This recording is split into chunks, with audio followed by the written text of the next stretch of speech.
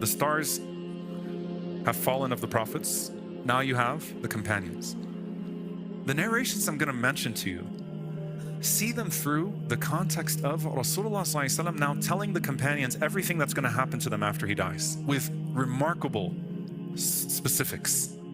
So the first one, when he calls Fatima radiallahu ta'ala anha when he's dying and whispers something into her ear and she starts crying. Then he calls her back and he whispers something into her ear and she starts laughing.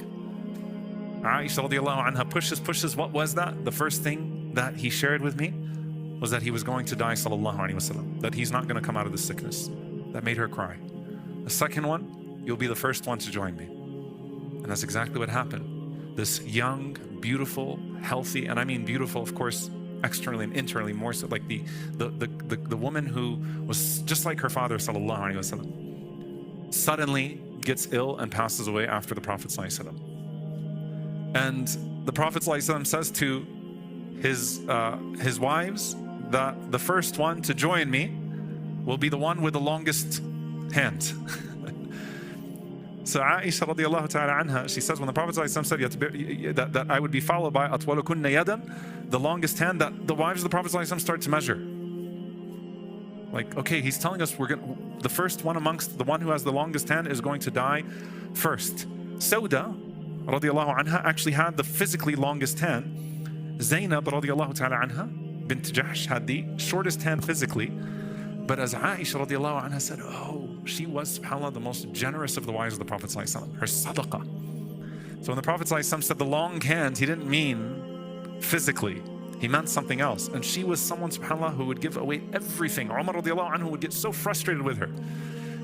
Her payment, she would give it away. Umar radiallahu anhu would plead and have people intercede. Please, at least take the money that you're due. It would just go and go and go and go and go and go. Zainab radiallahu anha was the most generous of the wives of the Prophet ﷺ, to the point that she said, Allahumma la yudrikuni, that, oh Allah, let it not come to me, this money again, فَإِنَّهُ fitna, because it's a test for me. And you know, Umar radiallahu ta'ala anhu heard that she's even making dua that money doesn't come to her anymore because she wants to just give it all away and she wants to focus on her ibadah. Umar radiallahu anhu said, هَذِي إِمْرَأَ يُرَادُ بِهَا خَيْرٌ, this is a woman that Allah wants good for. And so he kept giving her. Umar radiallahu anhu went personally to give her 1,000. She took the 1,000, she waited for him to leave. Umar radiallahu anhu waited outside and he saw her coming out to give it in sadaqah. Like whatever she had to eat, she kept. Everything else she wanted to give away, to the point that she donated her kafan. So she had one kafan for herself, and when a kafan was given to her, she said, I'm going to donate this one. That's how long her arm was. Radiallahu ta'ala anha, constantly giving, right? So the Prophet ﷺ, I mean, imagine living in that community. He just painted a world where you're going to die this way, you're going to die this way, this is when you're going to die, this is when you're going to die, this is what's going to happen.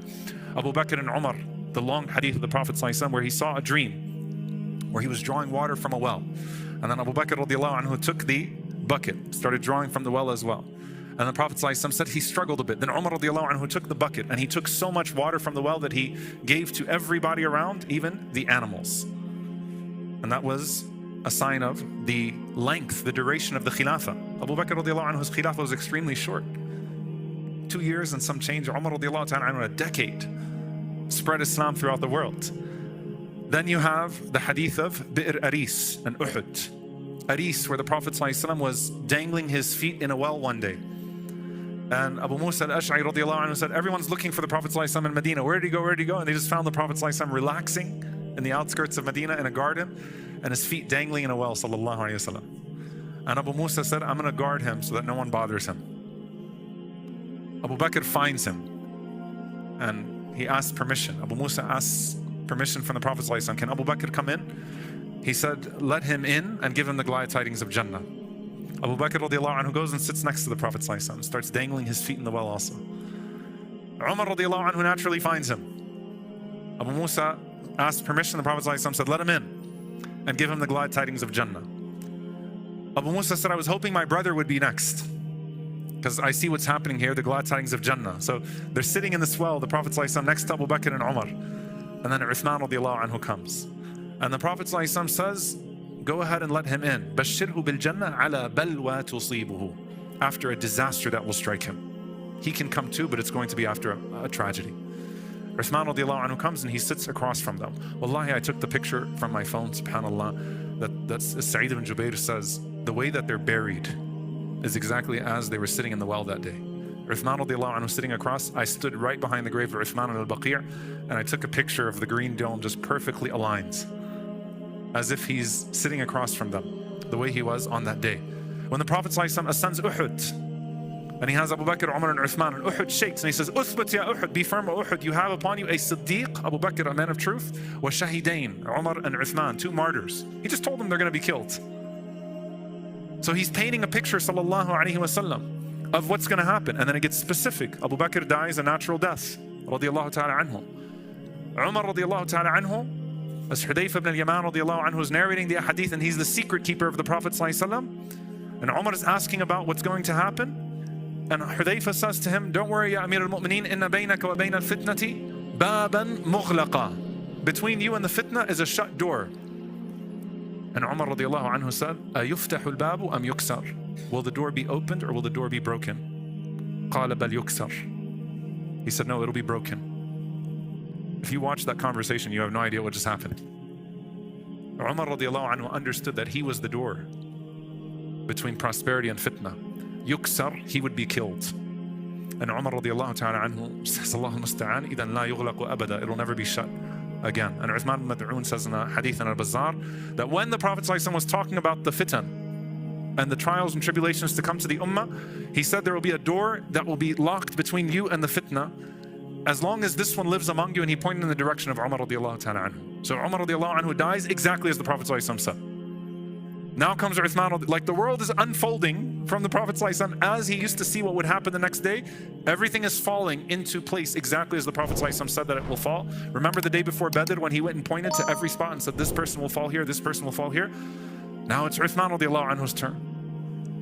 The Prophet ﷺ is sitting amongst his companions, and Uthman radiallahu anhu walks in, he's wrapped up, and the Prophet ﷺ said, this person is going to be killed unjustly in the fitna.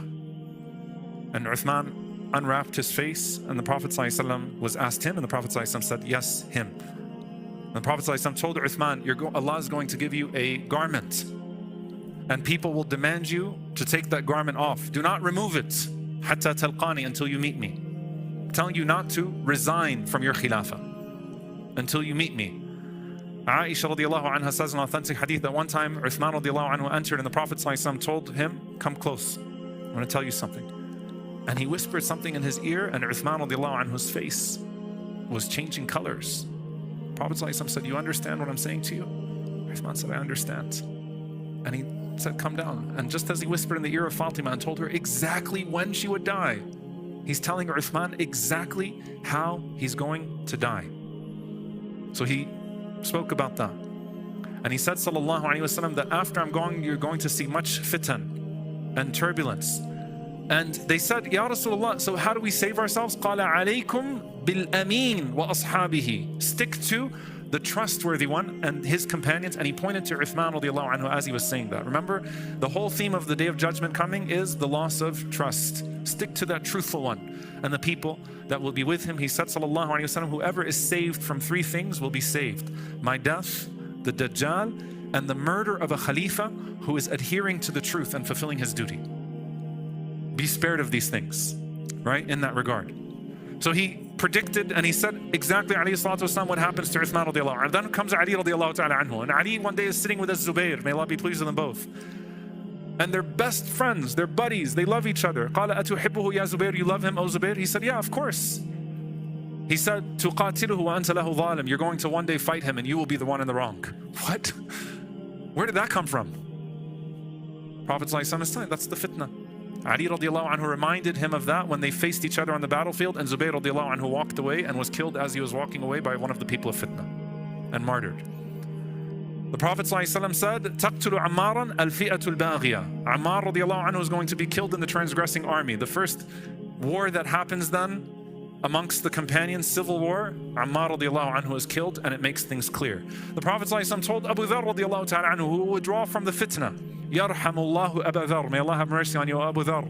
You'll walk alone, you'll die alone, and you'll be raised up on the Day of Judgment alone. And that's exactly what happened to Abu Dharr. The Prophet ﷺ held up Al-Hassan radiallahu anhu, and he said, Inna ibni hadha sayyid, this one of mine is a leader, And it may be that Allah Azza wa Jal will bring together through him fi'atan azimatan min al-muslimin. Two believing armies, two Muslim armies will be reconciled through him. And Hassan radiallahu anhu makes the greatest peace treaty in Islamic history and reconciles the two armies. The Prophet ﷺ with Al-Husayn radiallahu ta'ala anhu, Jibreel alayhi salam comes to him one day. قال أخبرني جبريل أن ابني هذا يقتل بأرض يقال لها كربلاء وأتاني بتربة منها. Allahu Akbar.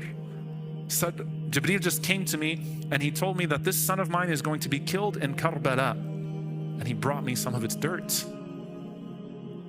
That's the first 7 decades of Islamic history told by the Prophet ﷺ with precision to them about the death of the companions one by one. I'll end with this inshallah ta'ala.